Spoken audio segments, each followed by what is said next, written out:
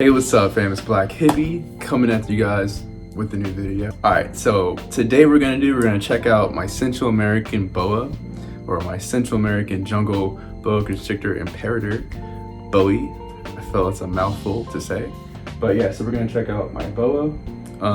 He just had a perfect shed. And so pretty much, yeah, we're gonna go over his diet, growth, coloration, how his colors have changed, all the good stuff. So if you're interested, be sure to tap in. So here he goes, fam. This is my boa constrictor, Imperator, jungle more specifically. And I swear, when I first got him, he looked way different. The shedding process for him took longer than usual, I noticed this time around.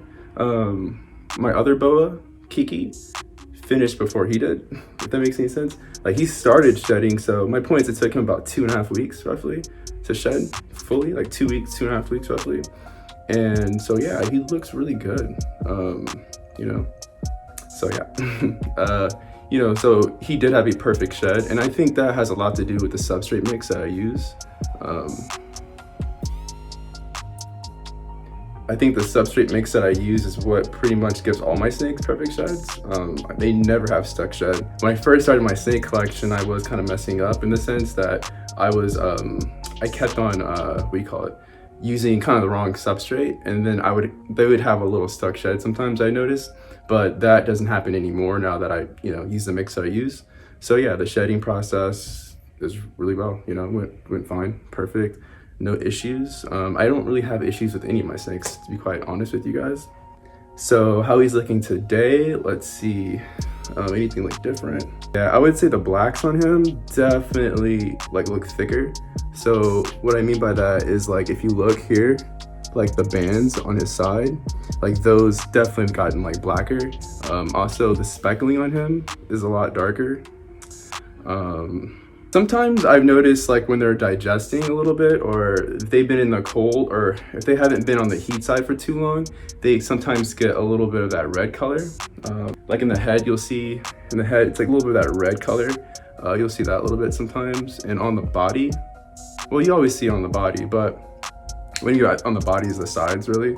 But yeah, he's a beautiful snake,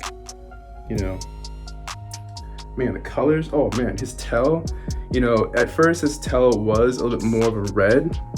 Now you're seeing it looks more a little brown, it's rusting a little bit, I guess, is the best way to really say it.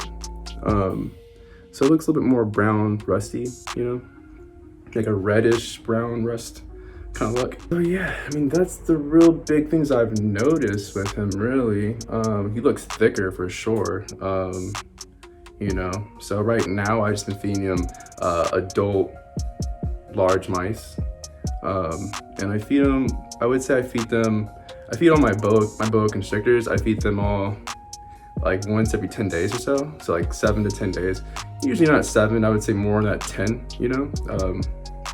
I really don't want my boas to get too big too fast. That's how they get obese, and they get sick and they can die. But yeah, so this is Bowie here. Let you guys check him out. He's a great snake. He does get a little nervous, like if I haven't handled him for a little bit. So say when he's in shed, whatever, or not even just that, I find it whenever he's in shed, he's just a little bit more moody. But other than that, he's fine. But honestly, when they're in shed, you really shouldn't be handling them anyways. I never handle them, but it's just I'll go in there and try to check on him inside of his hide, and he'll be a little bit on the nervous side. I've noticed that sometimes. But yeah, so for the most part, he's doing really, really good. So, let him stretch out, let you guys kind of see him. But he's a beautiful snake, dude. I mean, good size, the girth on him is muscular,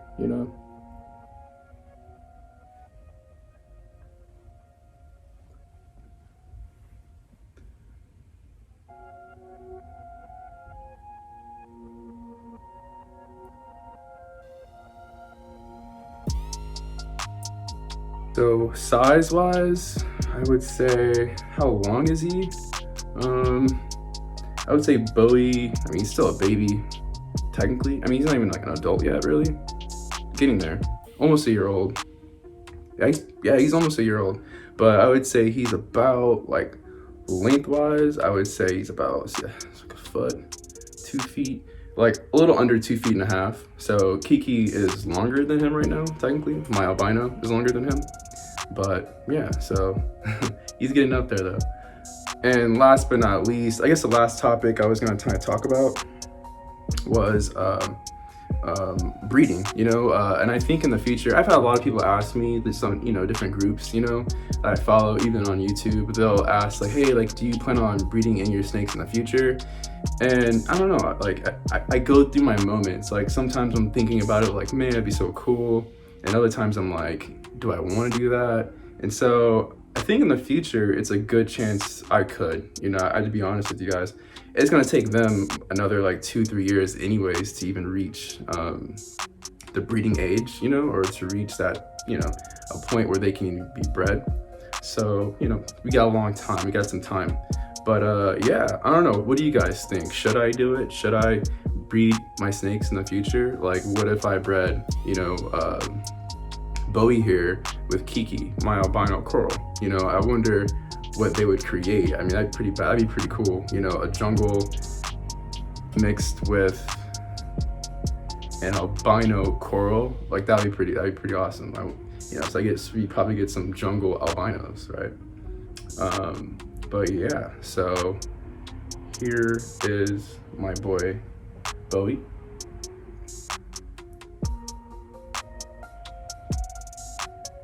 And yeah, so like if you're in the market and you're thinking about getting a boa, you should totally get one. I mean, I'm not trying to talk smack or talk down other snakes, but boas to me are just by far like the best pet snake. Like honestly, they're so docile.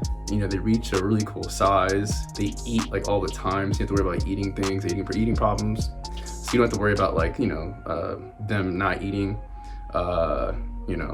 Like I said, like they're intelligent too. I've noticed. I think they're more intelligent than certain other species of snakes that are out there.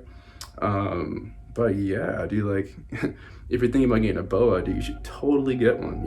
Just do your due diligence and your research. I would say just do your research, like what I'm saying.